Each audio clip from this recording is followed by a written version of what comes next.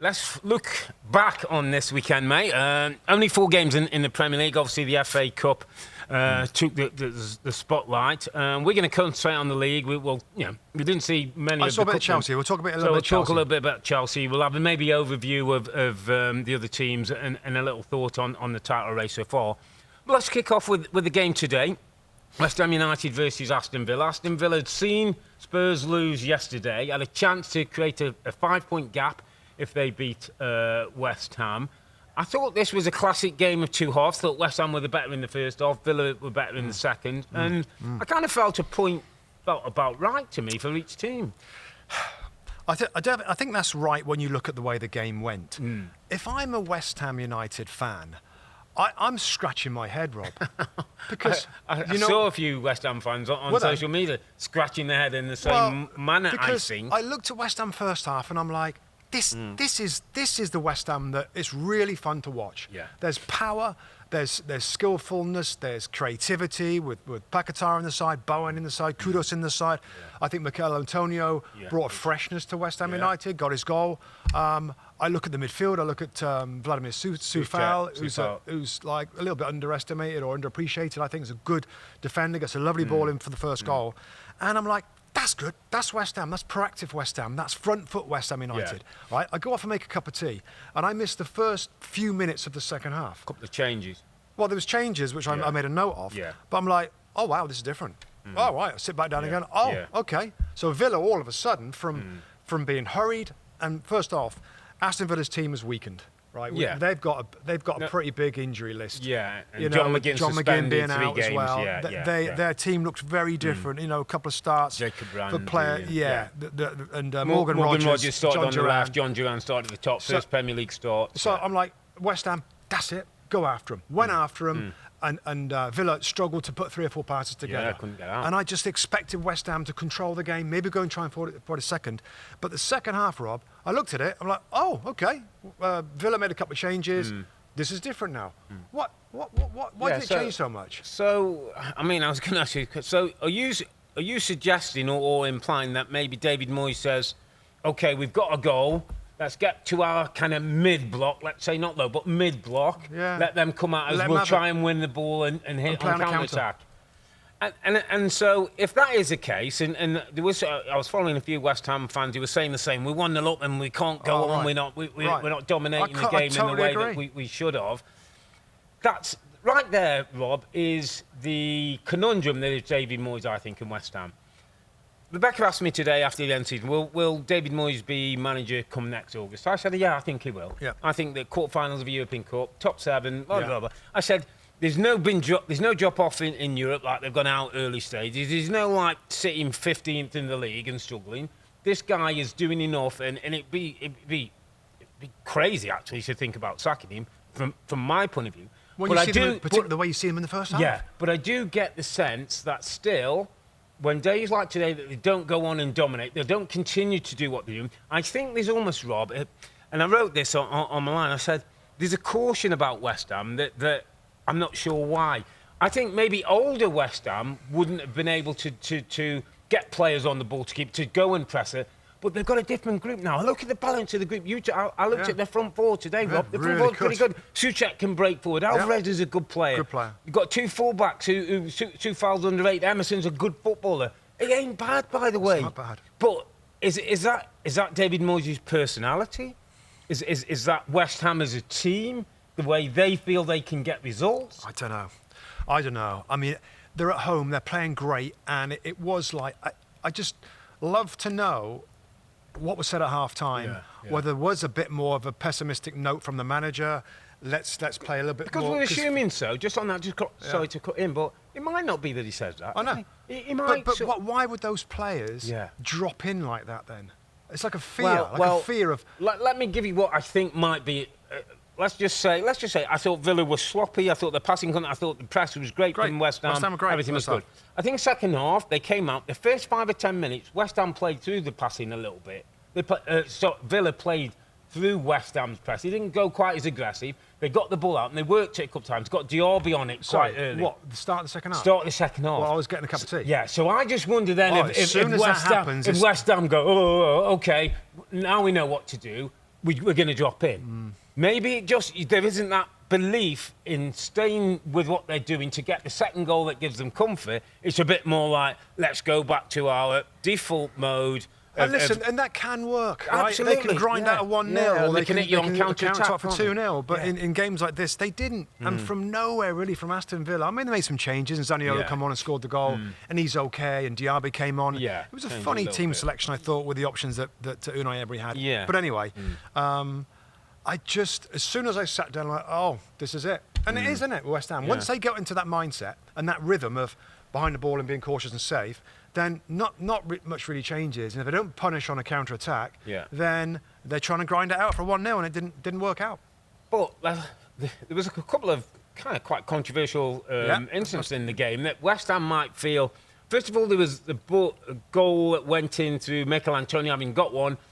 It clearly hit his arm. Yeah. We saw that conclusively. At first, I wasn't sure. But we got a really great angle. Our staff behind us in control and picks a great angle. Catches his arm, goes in. Even Antonio actually wasn't really. So. And everybody knows, I think, who listens and watches us, that even if it's an accidental handball, you can't score with your hand. So even that one, even if it's down here or like wherever. Yeah. I think that one was a given. Just before that, actually, in the first half, I think Aston Villa thought they had a penalty. Do you remember when Emerson, the defender, was playing against Leon Bailey? Leon Bailey crossed the ball, it hits Emerson on the arm, clearly hits his arm. Now, Emerson's in one of those pointing positions trying to defend. I don't think he's trying to make his arm bigger. I think the proximity of the ball, again, at VAR, I think VAR got it right. Yeah. Another big call. Yeah.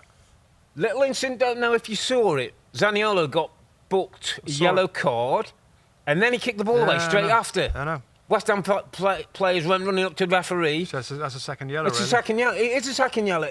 I mean, a few months ago, when they were hot on these things, he'd have walked for that, Rob. I know. So that's one that West Ham might feel didn't go in the favour. Even the handball, like, we've seen those given. Yeah, absolutely. I said that.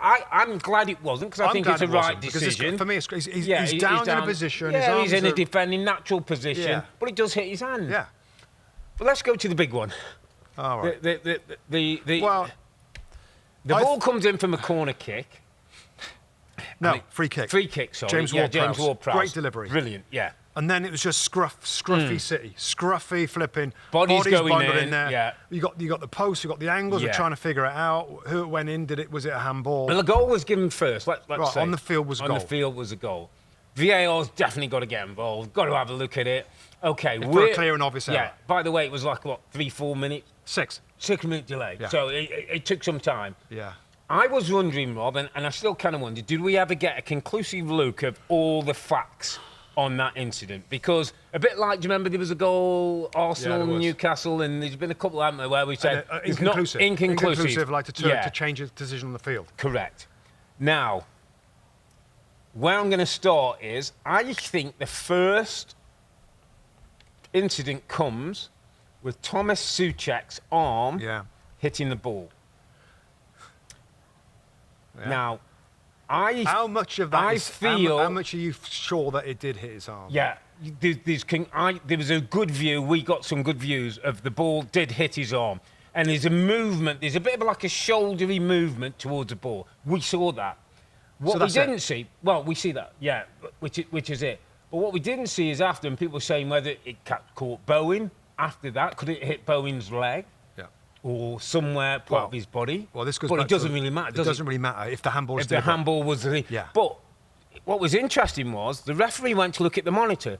So they couldn't definitely say it was conclusive that there was the arm movement. Otherwise, they would have said, we've done his arm, it's in here. They asked the referee to go to the monitor to look at if there was anything else. A proper handball. Correct. So, because I think if it was that Souček, it hit his arm, right, and it doesn't hit Bowen, then we just said it. You can't score with your hand. So that's no point to go to the monitor. Yeah, correct. But I think there was not an image to say that it did. No, hang on.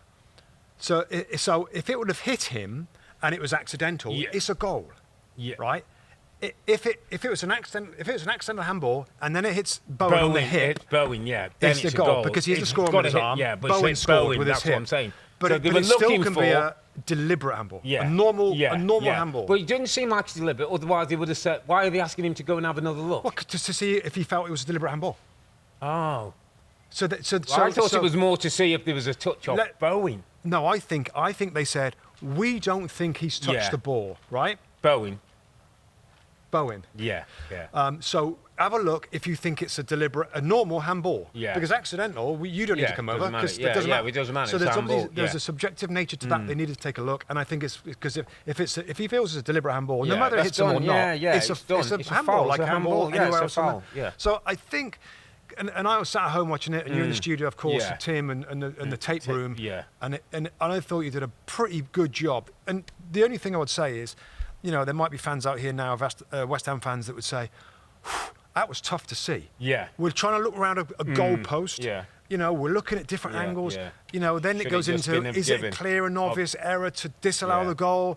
And we saw one early in the season, which I thought of, where they said, you know what, we're not sure. Yeah, we can't change it. Yeah. Even though I think... Yeah, I'm like 80-90% that it was his arm that went like that. But in a split second, with the referee not seeing it, nobody, the officials... I guess that's what it's there for if it was a clear and obvious error. Yeah. And that's the bit there where there's a tough one. I mean, just on Villa quick. Yeah. I mean, in the first half, I'm like, they've gone a little bit. Yeah, didn't look good, they're running out of steam a little bit. Yeah. We know the result from the last game. Thought they missed again, midfield, Rob. Thought they missed any. Just his ability to receive the ball. He receives it with people on his back, and then he plays off the shoulders and they stop. Yeah. I thought Tielemans... He's not a 6. No, he doesn't work hard enough to clear space to get the ball. He wants to really run forward, which causes a problem then when the two centre-backs get the ball and they look up. There's no one to play off. Yeah. Yeah, I mean, fair play, though.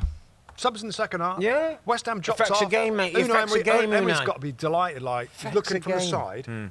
Oh, wow, okay, well, we can play. All right, let's make some changes. And he made some good changes. And Zaniolo came on. Surprised Zaniolo didn't come on a little earlier. He went with Ben Johnson come on, didn't he? Instead of, I'm on the other side, I'm going to Ward-Prowse. Yeah. Just so I did have a note, Ben Johnson came on for Mikel Antonio. And I'm like, well, James Ward-Prowse on the bench. So was that a little bit of a defensive tilt on Moyes? To put Possibly, Johnson in. Just to hold what I've got a little. Anyway, but back to Villa's subs, Villa subs were good. Diaby came on. They all influenced the game. Diaby. The Matt Cash block I've got here as a note. Yeah. What a block that was. By the way, that's game changing. That's like a goal in some ways. And Zeno pokes it in to score the equalising goal. It was an interesting game of football that was so interesting from West Ham's point of view. Yeah. When I watched them first half, I'm like, this is good, powerful and skillful and creative. So the challenge then for David Moyes is it's not that we're not sure he can play the right, the style of football. So they can continue to do it. They can the confidence to keep playing it because we keep on, every week there's a debate on David Moyes and his job and that. And for 45 minutes we saw good West Ham. We saw brilliant West Ham midweek who battered Freiburg in Europe. Do you think that they have almost like a plan B? And Moyes gives it one of them. Okay, right. Let's go into our. We'll play David our Moyes is a very good football man, isn't he? Do you think so? You're suggesting some of this in. There's a deliberate tactic to say we'll keep what we've got. We'll set up, and at some point, we'll look to counter. When I say it, or half time, or whenever from the sideline, I would hope not, because I think it shows. So why doesn't he get him on to keep him on the front foot? Well, I don't know. Why does he say, go on, get up? I'm not push sure, on. but I'm saying that to me is a little lack of trust, or a little, to me, and from outside, little lack of understanding of what he's got now. This is a better group. This is in some of his older groups. He knows that. Well, exactly. But if you're going to do that, you don't necessarily want Paquetá, Kudos, and Bowen dropping right in and waiting and leaving Antonio isolated on his front. They're out of the game. You want them first off, where you see them getting the ball, making things happen, going down the side. Because it's fun to watch. They're a great team. They've got good players. It's really good to watch when they do that. So, frustrating. I mean, they're still in a good spot, 7th place in the league table right now. But Aston Villa, I just looked at their starting lineup and I'm like, wow, that's kind of a drop off. And they both played in Europe this week. Yeah. I just think with Villa, you're right with the drop, and I just think there's I was saying to Bex, I was trying to sort of explain that. This is new territory for Villa, by the way. Villa have been relegation fodder for the last, to get that consistency in those many games and those many points might take a season or two. And if they end up 5th or 6th, 5th might get them in. If they end up 5th or 6th, of course it'd be disappointing. But you know what? They have made some improvements, mate. I couldn't agree more. And, fans and pundits and people like us, you know, we'll talk about disappointment of Villa. For Villa. I mean, they're it's like Ange from Tottenham. We'll get onto them in a second. You know, he said to the interview after the last weekend's game, well, look, hang on a minute, we're 2 points behind. We're, you know, we've got 10 games left. Yeah. So I think we all can be a little bit knee-jerky. Correct. So Villa are still there. Villa are right there. They're fourth place in the league table right now with 10 games left. I mean, well done, Aston Villa, and see if they can... They've got a 3-point gap now, and you don't know what Tottenham are going to do. Tottenham could draw that game in hand, and all of a sudden they're in pole position. I'm sure they want a few of their injured players back. And for sure. They need to get John McGinn back from suspension. He's going to be out for a little bit now. 2 more games, isn't he? Yeah. All to play for, top 4, absolutely.